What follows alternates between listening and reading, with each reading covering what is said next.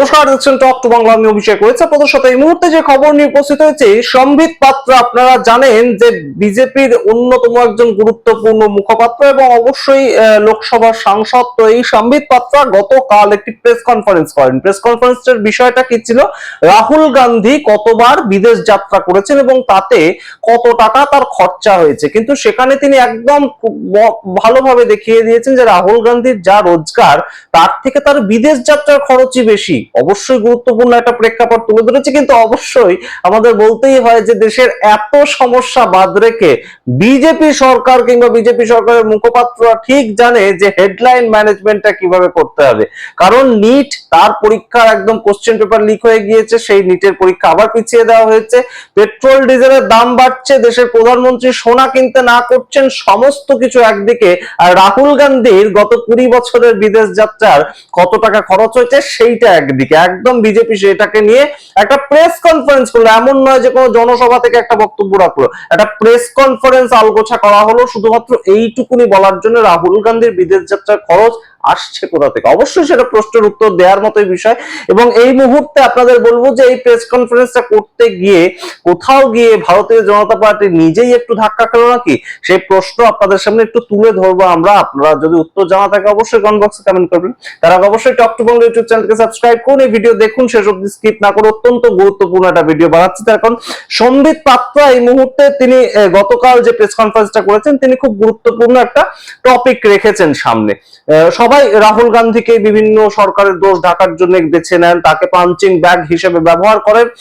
কিছু কিছু সময় আপনারা বলবেন কেন নেহেরুজিকেও তো আছে পাঞ্চিং ব্যাগ হিসেবে ব্যবহার করার ক্ষেত্রে। কিন্তু অবশ্যই রাহুল গান্ধীকে পাঞ্চিং ব্যাগ হিসেবে ব্যবহার করে বিজেপি কিছু ক্ষেত্রে কিন্তু তাদের বিভিন্ন নীতি, সেগুলোর যে লুপ হোল, সেগুলো ঢাকতে চায়।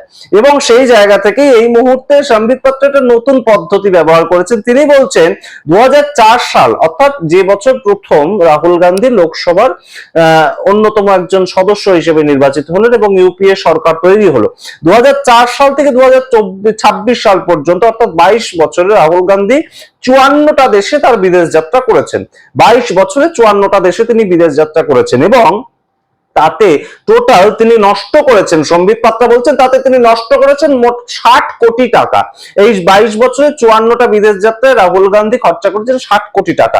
ঠিক এবার তিনি বলছেন যে 2015 সালে সাউথ ইস্ট এশিয়াতে তিনি গিয়েছিলেন এবং সেখানে 4.5 কোটি টাকা খরচা করেছেন রাহুল গান্ধী। অবশ্যই গুরুত্বপূর্ণ প্রেক্ষাপট তারপরে সম্বিত পাত্র তুলে দিয়েছেন যে এই যাত্রার যে বছরটা 2015 সাল, তো এই ক্ষেত্রে রাহুল গান্ধী তার আইটিআর ফাইল যেটা করেছেন, সেখানে 2014 এবং 2015 সালে তার মোট রোজগার ছিল 86 লক্ষ টাকা। 86 লক্ষ টাকা যদি একটা বছরে একটা মানুষের রোজগার হয়, তো তিনি সাউথ ইস্ট এশিয়াতে 2015 সালে 4.5 কোটি টাকা খরচা করলেন কি করে? অত্যন্ত গুরুত্বপূর্ণ প্রশ্ন।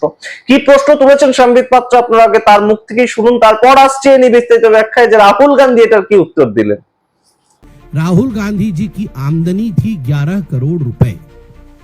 11 करोड़ रुपए की आमदनी, 60 करोड़ रुपए फॉरेन ट्रिप में खर्चा।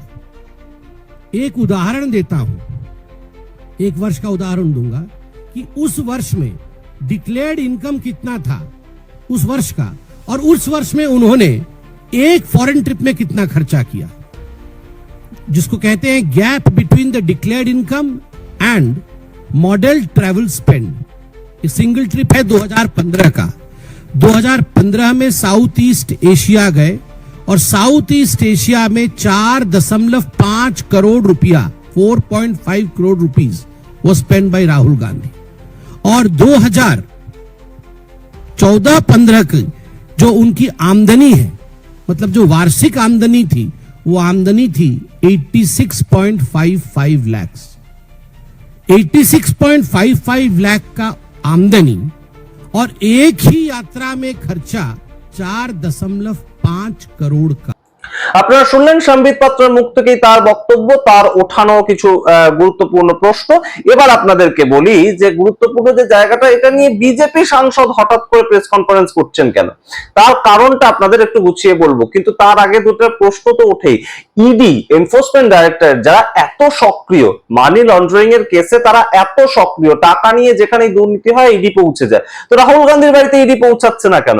ইনকাম ট্যাক্স ডিপার্টমেন্ট তারা রাহুল গান্ধীর বাড়িতে পৌঁছাচ্ছে না কেন? যে 86 লক্ষ টাকা এক বছর আপনার রোজগার, সেই বছর আপনি 4.5 কোটি টাকা দিয়ে বিদেশে ঘুরতে গেলেন কি করে? এই প্রশ্ন কেন করছে না ইনকাম ট্যাক্স ডিপার্টমেন্ট? এই প্রশ্ন কেন করছে না ইডি? এর সাথে আরেকটা যে জায়গা উঠে আসছে, দা হিন্দু পত্রিকা। হিন্দু পত্রিকা আপনারা সবাই জানেন তো, হিন্দু পত্রিকাতে ছেপেছে 2021 সাল থেকে 2025 সাল পর্যন্ত মোটামুটি এই 4 বছরে দেশের প্রধানমন্ত্রী নরেন্দ্র মোদী তার যে বিদেশ সফর, এই 4 বছরে তার যে বিদেশ সফর, তার খরচা হচ্ছে 462 কোটি টাকা।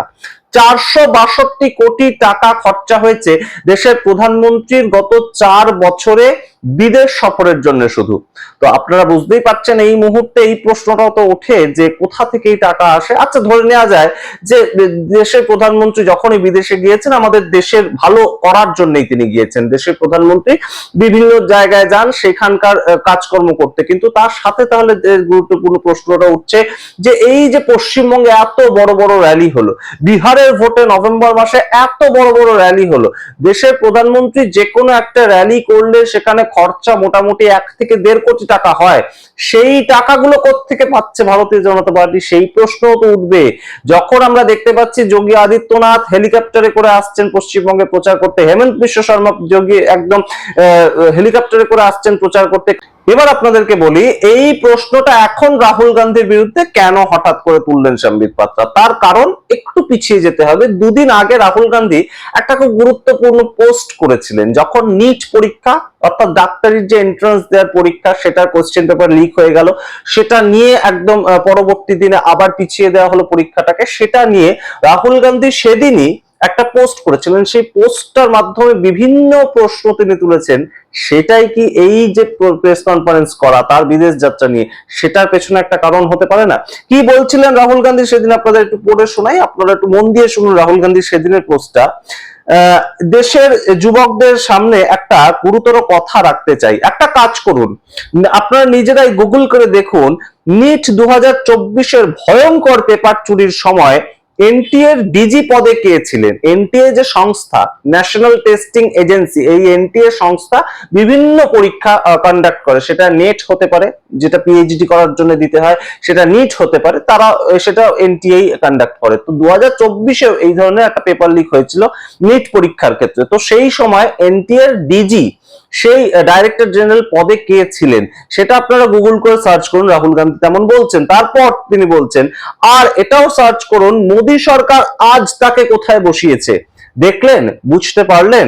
বিজেপি ঠিক এভাবেই আপনাদের মতো লক্ষ লক্ষ মেধাবী ও পরিশ্রমী ছাত্রছাত্রীদের ভবিষ্যৎ নিয়ে ছিনিমিনি খেলার অপরাধীদের পুরস্কৃত করে, তাদের রক্ষা করে, উপরন্তু তাদের প্রমোশন দেয়। স্পষ্ট কথা, মোদিজি আর বিজেপি নিজেরাই আপনাদের ভবিষ্যৎ চুরিতে অংশীদার। যে বাজারে আপনাদের পরিশ্রম আর স্বপ্ন নিলাম হয়ে যাচ্ছে তার একটাই নিয়ম, যত বড় চুরি তত বড় ইনাম। অর্থাৎ এই যে ডিজি, যিনি এনটিএ ডিজি ছিলেন 2024 সালে, তিনি পরবর্তীতে একটা খুব ভালো পদ পান তেমন রাহুল গান্ধী দাবি করছেন, এবং অবশ্যই গুগল করে সেটাকে সার্চ করে দেখে নিতে বলছেন। 2024 সালে আপনারাও দেখতে পারেন, 2024 সালে চ্যাট জিপিটি করলেই দেখতে পাবেন যে তৎকালীন সময় এনটিএ ডিজি কে ছিলেন এবং তার বর্তমান পজিশন কোনটা। রাহুল গান্ধী এই একদম এক্স হ্যান্ডেলে তার এই লেখাটা লেখার পরেই 2 দিনের মধ্যেই সম্বিত পাত্রার এই যে প্রেস কনফারেন্স, সেটা বেশ খানিকটা কিন্তু অবাকই করছে আমাদেরকে। হঠাৎ করে রাহুল গান্ধীর পেছনে একদম রীতিমতন হাত ধোকার কেন এইভাবে লাগতে হলো, এই প্রশ্ন কিন্তু এই মুহূর্তে ওঠে। সেটা কি কোথাও গিয়ে একটা বড় সড়ো ষড়যন্ত্রের কথা রাহুল গান্ধী ফাঁস করে দিতে পারেন? তার ইঙ্গিত থেকেই এই মুহূর্তে রাহুল গান্ধীকে একদম রীতিমতন আগে থেকে কর্নার করে দেওয়া, এই প্রশ্ন এই মুহূর্তে হচ্ছে। তবে অবশ্যই কংগ্রেস পার্টির জবাব দেওয়া উচিত যে মানুষের 86 লক্ষ টাকা বাৎসরিক রোজগার, তার 4.5 কোটি টাকা দিয়ে সাউথ ইস্ট এশিয়াতে তিনি ট্যুরটা করেন কিভাবে? অবশ্যই কংগ্রেস পার্টি সেই উত্তর দিলে আমরা আপনাদের সামনে রাখবো। আপনারা আপনাদের মতামত সামগ্রিক রিপোর্টের ভিত্তিতে কমেন্ট বক্সে কমেন্ট করুন। দেখতে থাকুন টক টু বাংলা। অবশ্যই টক টু বাংলা ইউটিউব চ্যানেলকে সাবস্ক্রাইব করে দিন। ধন্যবাদ।